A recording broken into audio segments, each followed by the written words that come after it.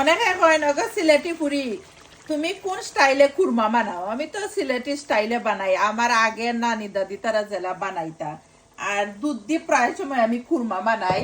পরিমাণ হইরা সপ্তাহ দিবা।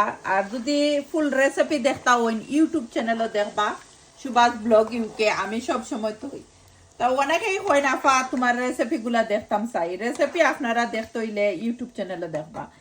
আর এখানে আমি দুইটা শক্ত চিকেন দিয়া নাই সইরা দেখতে পারা কুরমা বানাইছি।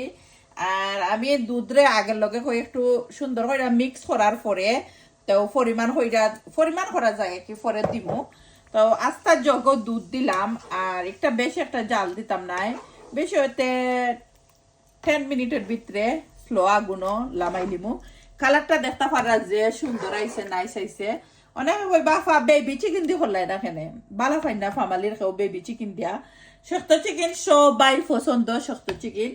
আমি সারিয়া নাই যে বালা ফাইন শক্ত চিকেনের কুরমা দেখো, লুক রিয়েলি নাইস হইছে। আর রেসিপি দেখতে একবারে ভুলবা না আপনারা, আমার ইউটিউব চ্যানেলও তো সব সময় কই। আর অনেকেই কমেন্ট করেন আফা তোমার চ্যানেলের নাম হোক। আর অনেক আসুন সাবস্ক্রাইব করে দিয়ে সাপোর্ট করেন, কমেন্টও করেন আফা তোমার চ্যানেলটা সাবস্ক্রাইব করছি। তা আবার আমার চ্যানেলের নাম কইরাম সুভাষ ব্লগ ইউকে। আর কমেন্ট করতে ভুলবা না, তার কুরমার কালারটা কিলা আইছে দেখতেও পারছই।